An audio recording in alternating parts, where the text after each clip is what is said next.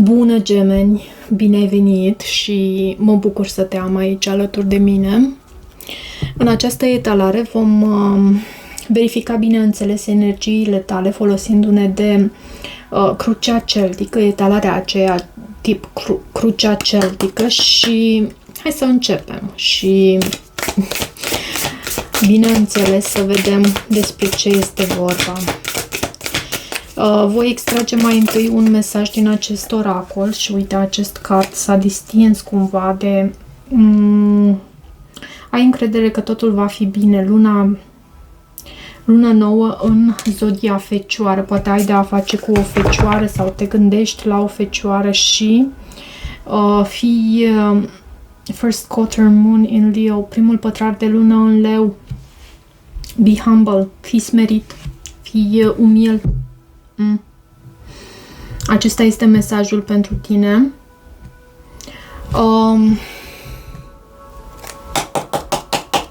Da.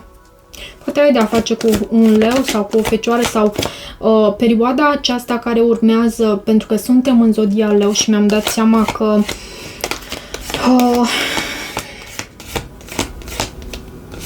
e o perioadă în care creativitatea ta este foarte importantă pentru tine. Ești mult mai creativ.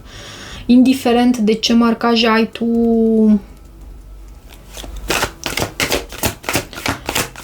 Nu am să mă opresc aici pentru că nu vreau să spun ceva greșit. Hai să vedem situația pentru tine. Care e situația pentru tine, pentru gemeni? Cu ce situație ai tu de a face aici? Cavalerul de bâte. Cavalerul de bâte poate să reprezinte un săgetător, un leu, un berbec, bineînțeles. Este o citire colectivă pentru tine, pentru colectivul gemeni. Și 8 de bâte, iarăși, reprezintă zodia săgetător. Cineva impulsiv, cineva foarte focos. Și acest cavaler de bâte te invită în același timp să gândești lucrurile foarte, foarte cu atenție. Și nu uita de asemenea că totul va fi bine. Indiferent de ce se va întâmpla în viața ta, ai încredere că ceea ce vine înspre tine e de fapt menit pentru tine. Și hai să vedem care e provocarea. Bineînțeles, tu muncești și lupți pentru ceea ce înseamnă binele tău, dar lucrurile, controlul nu prea avem cum să le ținem. Hai să vedem pentru provocare ce avem aici. 10 de spade. Cineva ți-a înfipt toate cele 10 spade. Ceva poate s-a încheiat. Și asul de cupe. Ți-ai pierdut speranța cu privire la o nouă dragoste. Dar acest 10 de spade anunță și sfârșitul unei sau finalul unei situații dificile din viața ta. Văd și împăratul.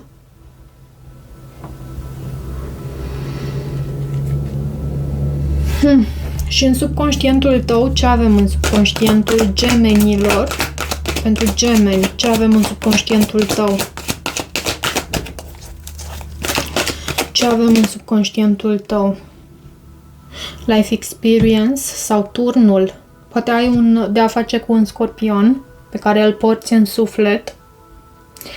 Turnul mai anunță și un eveniment semnificativ, un eveniment important de viață. Iarăși o revelație. Și ce avem aici? Faetonul.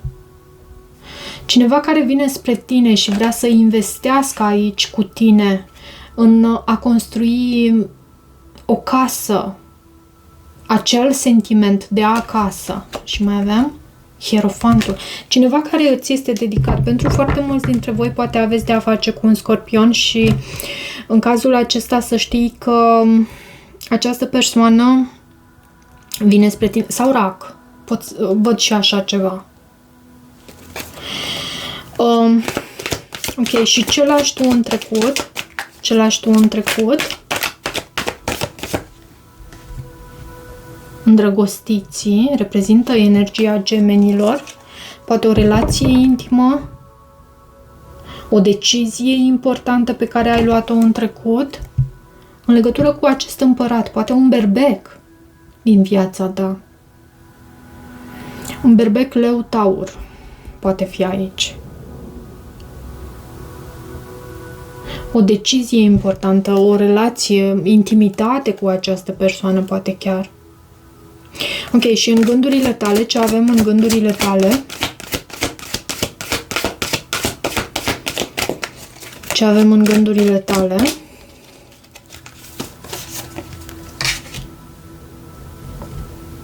Marea Preoteasă. Și luna. Poate ai de a face cu un pești sau ai aceste marcaje pe harta ta natală. Mai poate fi și un rac, pentru că am văzut până la urmă și acel faeton. Anumite informații care ție îți vin din surse în care în mod normal nu te-ai încrede, cumva intuitiv tu primești anumite informații sau te gândești la această persoană extrem de intuitivă și misterioasă.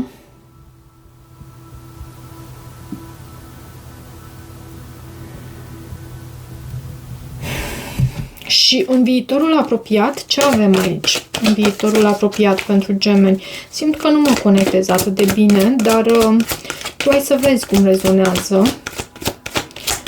Ce avem în viitorul apropiat pentru tine? Uite această carte. Sunt două. Cea de desubt mi se transmit 5 de spade. Un conflict. O alegere poate nu tocmai inspirată și 10 de bâte poate la muncă. Necesitatea de a învăța ceea ce se mai poate învăța din această situație, pentru că e ceva tensionat aici și pentru care tu trebuie să îți păstrezi echilibru. Văd și 2 de monede. Dar vei depăși această situație. Acest 6 de spade este o carte a progresului care anunță faptul că acele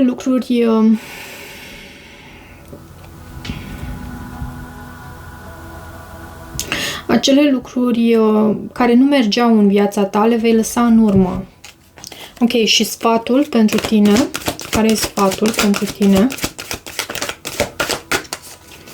Care e sfatul pentru tine? Uite această 10 de monede. Alege familia, alege angajamentul serios. E în același timp și starea ta emoțională, deci e clar, tu acolo mergi intuitiv și instinctiv înspre asta te îndrepți. Și 5 de cupe. Însă nu lua din energia aceea din trecut.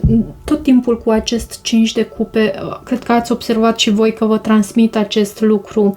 Nu lua din energia, din dezamăgirea din trecut în prezentul tău.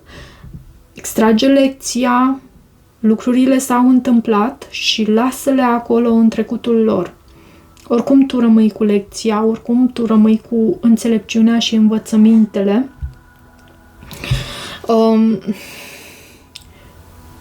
Văd că ai parte de securitate din aceasta financiară, ok?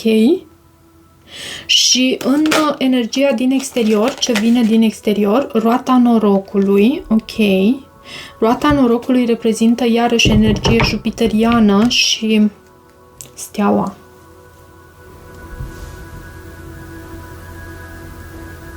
O situație stagnantă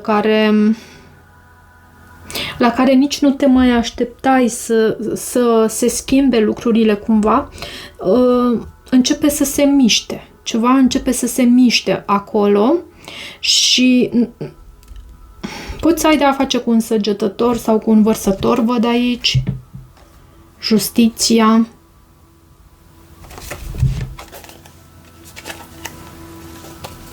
Ce este cu această roată a norocului? Anumite schimbări ce pot să vină. Pajul de monede.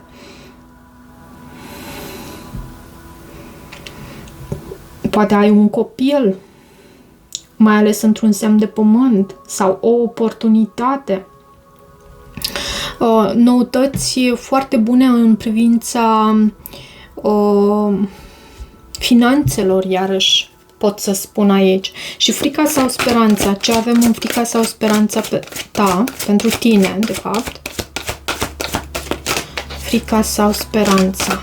Ce avem aici? 3 de monede. Și 6 de cupe. Cred că îți dorești foarte mult să fii recunoscut pentru munca pe care tu o depui. Ești o persoană creativă și știi să lucrezi în echipă. Până la urmă tu ești în casa a treia a comunicării. Chiar știi, chiar cunoști. Ai toate uneltele pentru lucrul acesta în echipă și pentru comunicare eficientă între tine și cei cu care tu lucrezi. Este o carte și a colaborării. Și rezultatul posibil obținut, vreau să văd și rezultatul posibil obținut. Văd că această citire a ieșit foarte scurtă și am să încerc să mai extrag câteva mesaje din oracole. Care e rezultatul posibil pentru tine? Care este rezultatul posibil pentru tine în această situație? Pentru gemeni. Luna. Și era și aici, la baza pachetului, când am extras gândurile tale și ceea ce ai tu în conștient. Luna și 10 de bâte.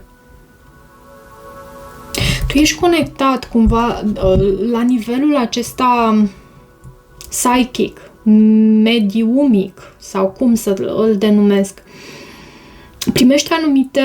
Urmează să primești anumite informații prin intuiția ta, prin felul în care tu ești conectat cu universul, conectată. Anumite secrete pot să iasă la iveală, iarăși. Și e și nevoia asta de a te elibera de ceea ce te ține înapoi. Puterea. Poate ai de a face cu un leu, dar tu ai puterea. Uite, și leu văd aici. Luna, ce îți aduce ție această carte, Luna? 10 de cupe. Poate ai de a face cu un semn de apă care te împlinește la nivel sufletesc. Și ce mai avem pentru tine? O reînnoire cu această persoană. O reînnoire, avem judecata. Ok. Și da, dacă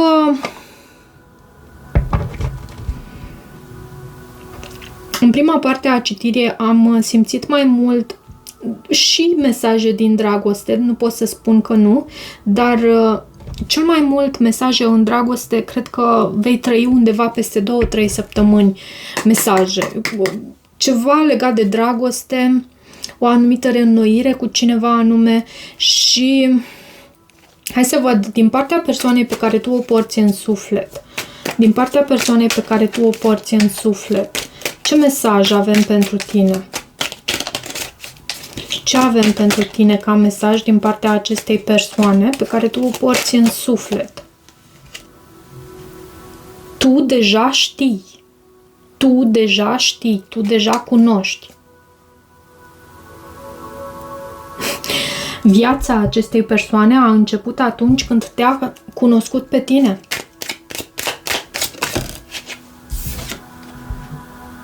Ai dreptate.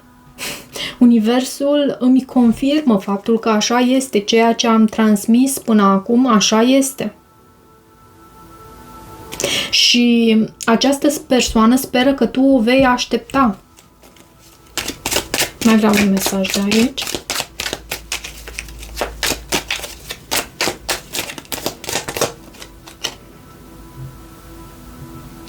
Reach out. Posibil și aici, la baza pachetului, avem sfat nepotrivit, greșit.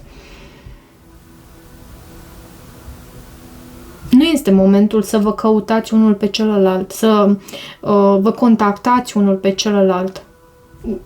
Cel puțin din ceea ce văd aici. Poate o perioadă de așteptare. Și, uite, aici se mai cere citit acest mesaj. Nu mi-am imaginat atât de multă perfecțiune. Această persoană are să îți transmită așa ceva. Nu și-a imaginat atât de multă perfecțiune pe cât a văzut la tine. Ok. Și ce mai vreau să extrag pentru tine? Hai să văd din acest oracol al chakrelor ce mesaj avem pentru gemeni. Trickery. Ai grijă la manipulare.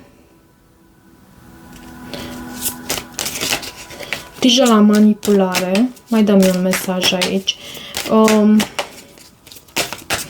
Poate ai de a face. Și atenție și la felul în care acționezi tu, pentru că tu până la urmă ești magicianul în tarot.